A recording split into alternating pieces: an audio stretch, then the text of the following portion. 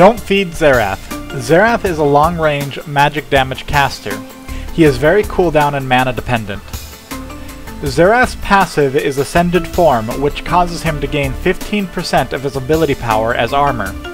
Though the extra survivability is good, it generally should not discourage players who deal physical damage from attacking him as it benefits their team. Xerath's Arcanopulse is a long-range burst of lightning that shoots in a line directly in front of him. This ability deals damage to all targets hit. Though the cast is quick, opposing champions will see a brief red indicator warning them of the direction it will be shot. Aside from securing kills, Arcanopulse is an excellent harassment ability. It has enough distance to fully cover the distance between walls in one of the side lanes. If you will likely be laning against Xerath, consider taking boots as your first item and staying in motion throughout the laning phase. This will dramatically increase the difficulty of landing his Arcanopulse on you. Arcanopulse is a strong farming ability, especially if Xerath snowballs and can maintain enough ability power to one-shot caster minions.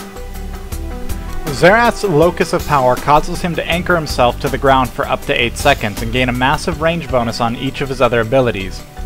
While in this form, Xerath immobilizes himself, though he can still be knocked back and moved by enemy champion spells. When Locus of Power expires, he gains a 2-second movement speed increase. Additionally, Xerath gains very strong spell penetration while in this form, allowing his spells to hit for more damage. Locus of Power is a fairly straightforward ability. However, it defines his playstyle, as it allows him to act as extreme range artillery. To benefit most from Locus, Xerath will not want to reveal his location before the bombardment begins. This prevents players from easily focusing him or using gap closers to reach him, and allows for unexpected burst damage. To achieve this, he may use bushes where he can safely poke at towers. Alternatively, he can go entirely to the other side of terrain or into the jungle, or just stay farther back in a lane than any team fights. Map vision is extremely effective both for Xerath and for teams trying to counter Xerath. If playing Xerath, make sure your team is placing wards. If playing against Xerath, place wards but also make a strong effort to counter ward. While mana can be an issue for Xerath, Locus costs him no mana and may be used freely aside from the cooldown. During Locus, Xerath is extremely vulnerable to skill shots, especially skill shots that can travel over minions. Xerath's Mage Chains is a moderate range spell which deals magic damage and debuffs the target for 3 seconds. This debuff causes Arcanopulse and Arcane Barrage, his ultimate, to stun the target for 1.5 seconds if they land while it is active. Mage Chains is targeted and is not a skill shot. It also has a shorter range than his other abilities. The shorter range means that a Xerath who is acting as long-range artillery during a team fight may have it ready and off cooldown if someone moves in to chase him. So be careful to avoid a Mage Chain and Arcanopulse combo if you decide to chase. Because Mage Chains can hit a little harder against a single target than Arcanopulse, he may use it as a single target nuke when other abilities are on cooldown, but doing so means he may not have it available when a stun combo would net a kill. Mage Chains has a small travel time, which means Xerath cannot instantly fire off a stun combo before you can react. If you see Mage Chains fired, be very careful to avoid his other abilities. Xerath's ultimate, Arcane Barrage, is a long-range skill-shot artillery blast that can be fired up to 3 times within 12 seconds before going on cooldown. Arcane Barrage also temporarily grants vision around the area he is fired. This ability has a relatively short cooldown of a minute at rank 3. With cooldown reduction, this can be reduced to 36 seconds. Though he can't necessarily use it twice in most teamfight situations, it does allow him to safely use it for farming minions and monsters between teamfights.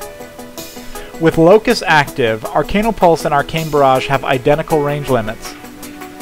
If you can see the end of the Arcanopulse line shot, you can use that to determine how far away to stay to avoid his ultimate. This ability is especially destructive in teamfights, to deal damage to players who are grouped up as well as snipe players attempting to leave. Combined with Arcanopulse, Xerath can effectively fire on range carries behind teamfights while he stays away from the fight himself. If you haven't seen Arcanopulse fired recently, assume it is available. Do not underestimate the burst potential of the ability, and watch out for a combo where he applies Mage Chains, then rapidly fires an Arcane Barrage.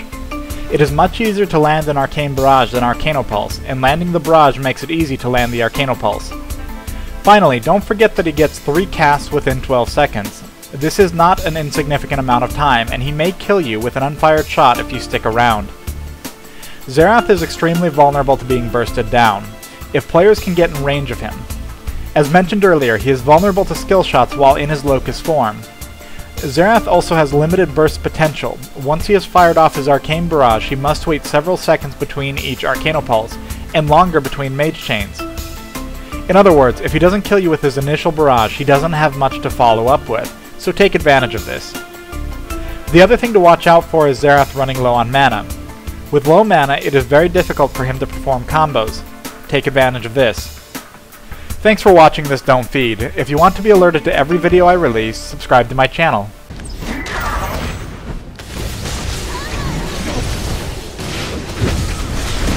Oh, I don't want to be here anymore. I don't like this part.